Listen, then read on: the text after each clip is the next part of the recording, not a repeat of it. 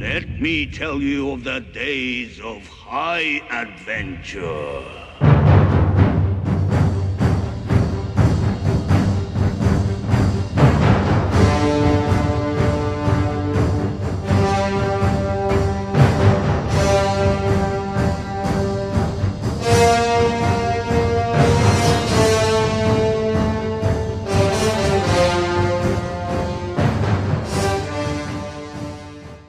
Hey there nation, and welcome to the show where we help you to play miniatures wargaming on a budget. It is I, Commander Cheapskate, and welcome to Way of the Warhammer, your ultimate guide to Warhammer the Old World.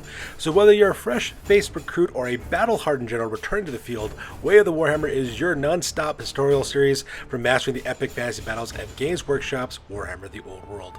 And on today's episode, we'll be talking about building a 2,000 point list from the High Elf Realms army list. Specifically, we're making a 2,000 point Sea Guard army. So we're going to be actually breaking down exactly what this whole army is about by focusing on the faction focus. We'll talk about exactly what the playstyle should be like for this army and how to best use it on the tabletop. At the same time, we'll also give you guys a 2,000 point starting list with characters, core, special, as well as rare choices, and then finally give you our conclusion on the overall viability of a Sea Guard Garrison army. So that being said, because this video is a little bit more of a deeper dive, I will put timestamps in the description box down below so that we can click and navigate to the part of the video that interests you the most. So let's talk about playing a Sea Guard Garrison army. So first of all, let's talk about playing the High Elves. Now the High Elves are a really good beginner army, especially if you're brand new to wargaming, and the reason why is because High Elves have a pretty balanced army in terms of being able to play in all phases of the game and all aspects of the game. Whether it's powerful characters, great monster, magic, shooting, close combat, cavalry, movement, initiative, they pretty much have it all. There's actually only one downside to playing a High Elves army, and that is, traditionally speaking, the army is traditionally known as a glass cannon. Now what a glass cannon means is that, like a cannon, it's very powerful on the offense. However, like glass, the army is also extremely fragile. You're only going to really have toughness 3 choices throughout the entirety of the army. Very rarely will you have anything higher than that for most of your infantry forces. Obviously, your monsters will be a little bit different, but for the most part, though, most High Elves are actually not very resilient. In addition, they also kind of struggle a little bit with really good armor saves as well, so they tend to die in droves. The idea here is that what you want to do is that you want to be on the offense the entire time, if possible, because High Elf armies are really good at dishing out a lot of punishment. However, though, not so great at receiving it back, so you do have to play to your strengths by choosing your battles wisely, attacking very quickly with aggressive tactics, destroying your enemies, and moving on, because if you get tar pitted, you're basically going to lose. So this army list is specifically geared towards a Sea Guard garrison, and so because of that, the army list is going to reflect that in the way that we compose the army with our unit choices. So when it comes to the playstyle for this specific army, there's going to be a lot of shooting options for you to use. Lothern Sea Guards are going to be the core moments of your troops. We've also got a lot of shooting in terms of artillery, as well as some of the war machines that we're also using in this army as well. We're also going to take advantage of the Sky Cutter, which is a great flying piece of cavalry that can move around the battlefield like a chariot, but at the same time can also dish out some punishment with some powerful shooting as well. And we're also going to take advantage of the Mereworm, which is a monster that is unique to High Elf armies, and it's going to be kind of cool to have that because you need something that's really strong, powerful, that can also take the offense for your army, but also focus a lot of your enemy shooting attacks towards it instead of your more fragile forces.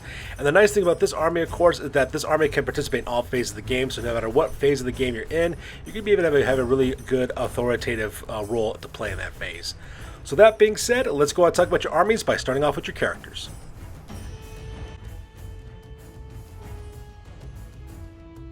Alright, so here we are on my desktop computer, so let's go on and talk about exactly what you guys should be using for your rosters. As you can see here, I have the Old World Builder brought up right here directly onto my screen. It's a wonderful application, free to use. It's absolutely wonderful product that you could use. I really love the price tag on it. But anyways, all that being aside, so you can see I have the Old World Builder up here, and of course I have our 2,000 point Sea Guard Garrison army.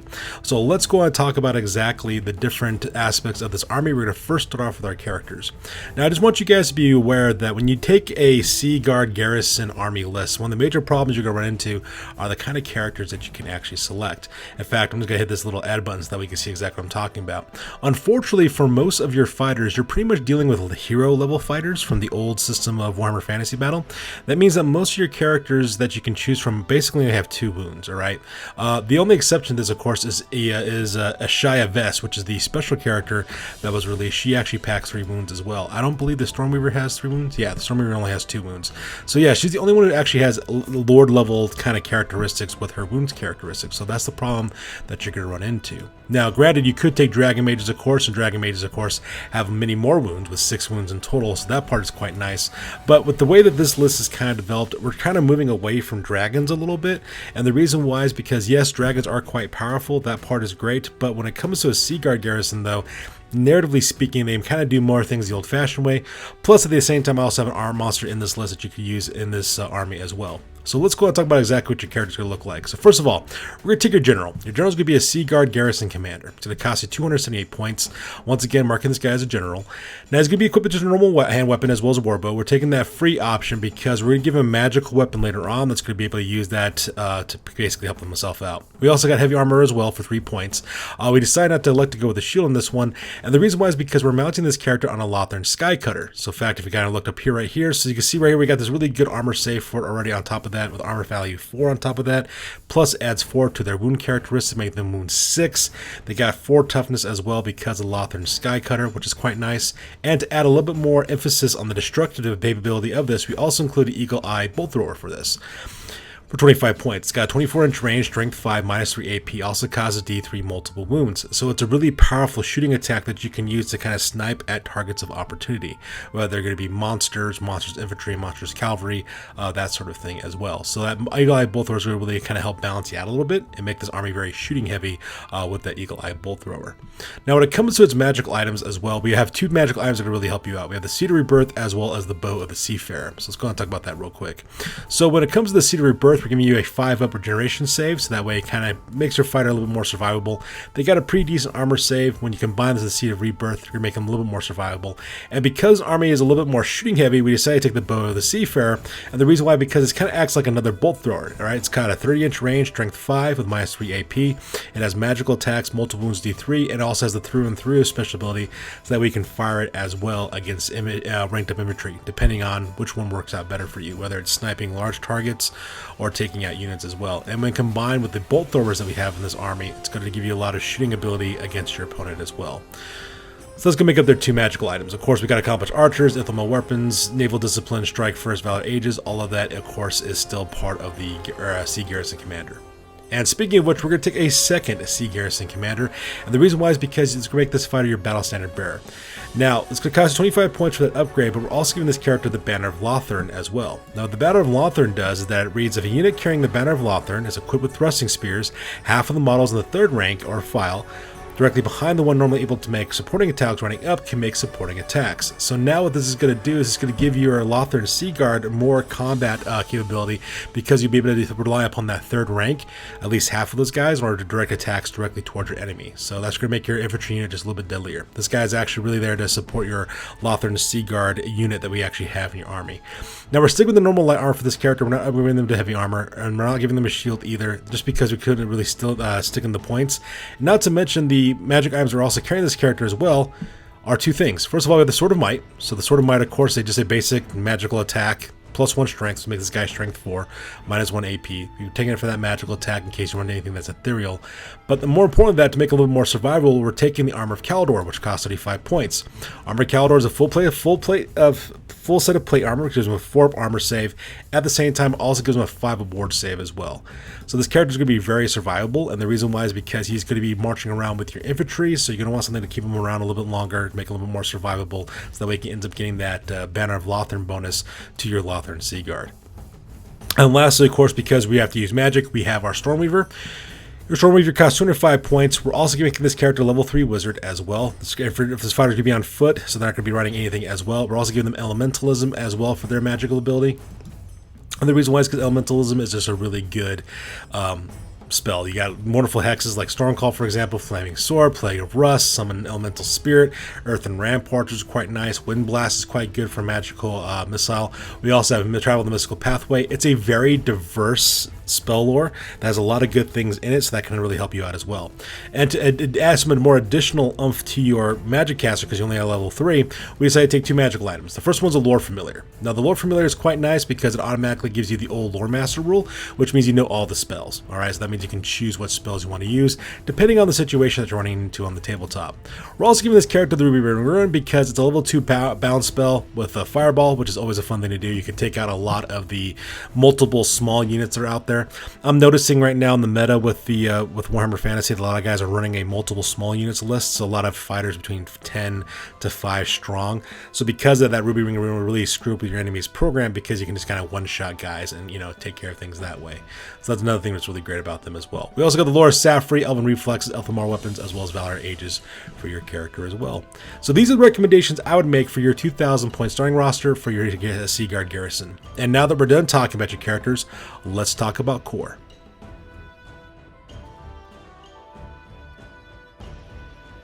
So let's talk about your core choices real quick. So you have to spend up to 660 points of your army's list on your core units, and let's talk about them real quick. You don't really have much to choose from in terms of core with your Seaguard Garrison. You basically have Lothern Seaguard, the brand new Ship's Company units, as well as Shadow Warriors. So it's kind of an interesting mix. So not a lot of heavier options for your core, not a lot of cavalry either, which kind of makes sense because you are a Seaguard Garrison. You're either fighting from ships or you're fighting along the coastline, so cavalry, not much of a big deal there. So with that being said, let's start with your very first core unit. You're going to have 25 Lothern Seaguard. Now, when it comes to this unit of 25 Seaguard, you're going to include your Seaguard Garrison Commander, who's the battle standard bearer for Army, as well as your Storm Weaver to be included in this unit as well, bringing it up to a grand total of 27. The idea is that you want this regiment to be about 9 fighters wide as well as 3 deep, so that way you really maximize your fighting ranks, at the same time get those supporting attacks with the 3rd rank in conjunction with the Battle of Lothern that your battle standard bearer brings to you. Now, you're going to give this character's group full command, and we're also giving your Sea Master, your champion, the Ring of Fury. Now, the Ring of Fury, of course, is a very common magical item. The reason why it's so great is because it gives you the ability to cast Hammer Hand from the lore Battle Magic as a bound spell with power level 2, and of course having that additional assailment in close combat with 2d3 strength 4 hits with -2 AP, always a useful thing to have, especially if you're stuck in the clinch in close combat. Your Battle Standard Bearer as well is going to also maintain the Banner of Confidence. The Banner of Confidence, of course, allows you to not suffer the -1 hit penalty when you make a stand and shoot reaction, which is great for Lothern Seaguard.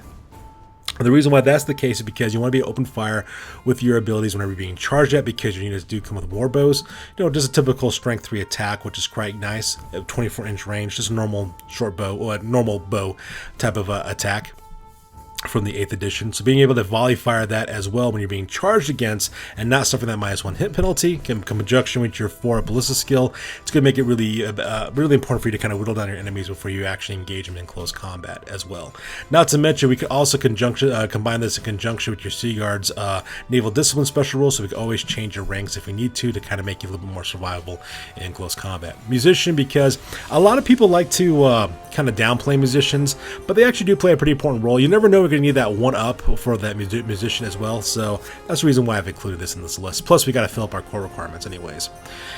Now, this army is going to be equipped with hand weapons, thrusting spears, as well as war bows. Now, the nice thing about thrusting spears, of course, that you do have that fight and extra rank special attack, which means if you get charged against, you can actually use this with your supporting attacks. Now, when you combine that with the 5 fighters you'll be able to get to do additional attacks with the Battle of Lothern, that's really going to make you a little more survivable and actually let you dish out a lot of punishment against your enemies as well. We do have the light armor as well as shields for that fire armor save, and we're also giving these guys veteran as well because you never know when you might need to re-roll a failed leadership test. So having that ability is going to be really quite nice as well. At the same time, we also automatically come with drilled, which is kind of nice. It's kind of funny they didn't kind of include that one because we can kind of do that with our naval discipline, but I suppose they do that just in case we get charged against. And of course, they got close order, Elven Reflexes, Martial Prowess, Naval Discipline, as well as Valor of Ages on top of that with their rules. Now, our next core unit is going to be a unit of 10 Shadow Warriors. Now, traditionally speaking, for Grand Armies, Shadow Warriors are kind of a rare choice, if I remember correctly, or maybe it's a special choice. It's one of those two. But Shadow Warriors are actually no slouch. I mean, they got Ballistic Skill 5. At the same time, they also got the ability to fire and flee. They can move through cover. They're also scouts, which is really great. They're also skirmishers. Plus, these guys could actually be really useful to attack things like, you know, really critical targets like enemy war machines, that sort of thing. Now we're giving you a unit of 10 Shadow Warriors, and we're also giving you a Shadow Walker, which is your champion, and we're giving this character the Ring of Fury, so that once again, when they get stuck in close combat, you could use that Ring of Fury, that hammer hand, to strike enemies in close combat. We're also giving them longbows as well as light armor, because they automatically come with that. But we're also giving them feigned flight as well as ambushers as well, so that way they can pop up behind enemy lines if necessary, and they can attack your enemy targets that way. At the same time, they can also kind of shoot and flee, so that way they can kind of escape as well from being charged against in close combat. And of course, we have all these wonderful special rules attached to these characters as well. Shadow Warriors being core is quite powerful. Now we're going to take 2 units of 6 ships company, which is basically the brand new fighters for this, and the reason why is because you do need chaff for your army. You're going to need that just because you never know what you're going to run up against. So let's talk about what these characters consist of. So as you can see here, just normal, just typical high elf type statistics, so nothing really special there as well. But the nice thing about these guys, they're attacking war bows, but they can also be used as detachments. They also have elven reflexes, they have the evasive, fire and flee, open order, valor of ages, so that part is quite nice about these guys. And we're also going to make these guys skirmishers, so that way they can kind of screen your approach with your Lothern Sea Guard. So instead of just standing your ground and shooting, that way you could fight defensively if you want to, but you can also get the offense and move up forward. These guys can kind of screen your approach and deal with anything that might run into your way. Things like charge redirectors, for example, fanatics, that sort of thing. And the plus they got that war bow as well. So we're going to give you 2 units of 6 on this to kind of help you out, kind of screen your advance as you move across the battlefield. They can also protect your flanks. Now granted, they'll be sacrificed to do that, but that's one thing that's really nice about these Sheep Company guys, because they're actually quite cheap at 9 points a miniature, so that is actually quite nice. So our 25 Lothern Sea Guard, 10 Shadow Warriors, and 2 units of 6 Ship Company will round out your core requirements at 676 points for this one. So now that we're done talking about your core units, let's talk about your special units.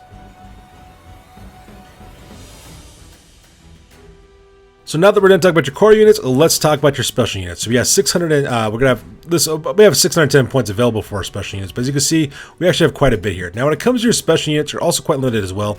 Lothern Sky Cutters, Great Eagles, as well as Eagle Claw Bloat Throwers. Those are the only things you can really take for your special choices. So let's go and talk about that real quick. So for your Lothern Sky Cutters, we're taking 2 of these. They once again come with cavalry spears as well as short bows. They also got close order, fly, fear. They can also generate fear, which is quite nice. 10-inch movement for fly. They also have elven reflexes for the crew only. They cause D3 plus 1 impact hits in case you got to charge into close combat with Swish Dry as well as Valor of Ages. But if you notice, we've also upgraded them with Eagle Eye Bolt Throwers rather. So that way you have 3 of these in your army. So you can fly around with your Lothern Sky Cutters, rain down death on targets of opportunity with those Eagle Eye Bolt Throwers. You can also charge into enemy ranks to kind of disrupt them a little bit, so that way you can cause some disruption. Also add a little bit of impact hits on top of that. So we got 2 of those Lothern Sky Cutters in order to fulfill that role. On top of that, we also have 2 Eagle Claw Bolt Throwers. Now, Eagle Claw Bolt Throwers, of course, are wonderful shooting heavy, kind of like artillery piece that the High Elves actually have. And the reason why they're so great is because you actually have 2 types of shots when it comes to your Bolt Throwers, which is kind of nice. You have your regular, typical Bolt Thrower, as well as your repeater Bolt Thrower as well. As you can see, the 2 of them are going to take multiple shots with this, of course, causing all kinds of problems. We got rapid fire, for example. Let's go and talk about that real quick. So go ahead and open that up real fast. So rapid fire, of course, allows you to shoot up to D3 plus 3 multiple shots. Now, originally it used to be 6 shots total. I guess they got to make it random to kind of nerf them a little bit, because I know in this edition of Warhammer Fantasy they kind of nerfed a lot of the artillery pieces. So, but originally it used to be 6 shots, but you get D3 plus 3 shots at strength 4 minus 1 AP. So you can potentially put out 12 shots using the rapid fire ability for the bolt throwers. So if you're taking on mobs of infantry, for example, that could be a really great way for you to kind of balance out the scales a little bit by using that multiple shot ability. Now, another thing it also has as well is a typical just normal bolt thrower attack. And as you see here, it's modified at strength 6 minus 3 AP as well, causes 2 wounds. You can also use through and through, so that way you can kind of travel through the ranks and also cause problems that way as well. So what this does, it gives your army 5 chances to open fire with bolt throwers directly at your larger targets. You also have the ability to fire multiple shots with your 2 bolt throwers as well with rapid fire. So you're going to be able to put out a lot of destruction as well. And that's going to make up your special units, your 2 Lothern Sky Cutters, as well as your 2 Eagle Claw bolt throwers. At the same time, it also narratively fits what this unit will be able to do with the choices that we've made. The last one, of course, is the Mealworm. We're going to have that for your rare choice. It costs you 225 points. It's got Lashing Talons, Serpentine Tail, as well as Briny Breath. It's also got heavy armor with its iridescent scales, what automatically comes with as well. So let's talk about exactly what the Mealworm is capable of. So you can see it's a 6-inch wound allowance, 6 weapon skill, no ballistic skill, with 6 strength, 6 toughness, 6 wounds, 3 initiative, 4 attacks, 8 leadership. So a pretty powerful close combat characteristic stats. And it comes with multiple weapons. First of all, it's Lashing Talons, which means it's going to be striking at strength 6 with -1 AP, plus armor bane 1. So if you roll a 6, it could be really good to actually cause additional AP damage to your enemy's armor save. We also have the Serpentine Tail as well. It must actually take at least one of its attack to do this. So you have 5 normal attacks. This one being +1. It's going to be a strength at +2, which means it's striking at strength 8 with -2 AP. It does strike last, so you want to use this as your very last attack in order to cause some problems for your enemy. And then, of course, on top of that, we also have our Briny Breath. And our Briny Breath, of course, is a template attack, which is quite nice. Strength 2 with -2 AP. The note says that any enemy that suffers 1 or more unsaved wounds from this weapon suffers a -1 modifier to their initiative characteristic until you start your next turn phase, your start of turn sub-phase. So having that -1 initiative characteristic will really help you out against, especially against enemies that are the equal initiative as you, or maybe a little bit higher. So that can kind of drop them down a little bit to make it a little bit more easier for you to actually get strike first in close combat, which is always a good thing for you to be able to use. Not to mention, we also got our heavy armor on top of this as well, and we have some interesting rules, like the Abyssal Cloak. So let's go read about this. It says, any enemy model that targets this model during shooting phase suffers -2 to hit modifier for shooting at long range, rather than the usual 1. So that part is kind of neat about the Mealworm. It kind of creates its own little cover for itself as it moves correctly towards your enemies. So that part is quite nice as well. So that part is quite cool. At the same time, it also causes D3 impact hits, also large target, does D3 plus 1 stomp attacks, and most importantly, it also causes terror. So this is going to be like one of your main killers in your army as well. At the bright side too, because the Mealworm is quite terrifying, it kind of acts as a bullet magnet for your enemies. So your enemies might be shooting more at the Mealworm and leaving your more fragile units alone. Now, I know 225 points seems like a lot in order to throw in there for a bullet magnet, but when this thing closes distance to your enemy, it's going to cause you a lot of problems. Not to mention, your enemy also has to figure out, especially if it's a very heavy shooting army, they got to figure out which one is more important to them, the Mealworm or the 3 Lothern Skycutters that are also in your army as well, or your infantry units, or whatever. So to give them a lot of targets they got to focus against, which is going to be a lot of threats against your enemy, which is only going to work out great for you. So because of that, this army is kind of taking advantage of the multiple small units, somewhat of a skirmish-based army. So because that, you have a lot of your forces being screened out, so your enemy can't really focus on any one core part of your army too much. At the same time, that also makes it a little bit more survival from being shot at, because your opponents, of course, are going to suffer some penalties from shooting at your skirmishing units. And plus, at the same time, you also have a lot of shooting in this army to counter against your enemy as well. And like I said before, this army can also participate in all phases of the game. And the thing to remember, of course, is to hit and run. So engage quickly, try to overwhelm your enemies and destroy them, and then move on to the next enemy target. And that's pretty much how you want to operate this army throughout your gameplay. And of course, if you guys have any suggestions for some armies that you would like to see on this channel, please drop them down in the comments box down below, and if I like the idea, I'll give you credit and make a video about it as well. So that's good for this video, guys. I am Commander Cheapskate. As always, please feel like, comment, and or subscribe. You guys' input is always invaluable to us as always. We'll catch you guys in the next video. Peace out and stay classy.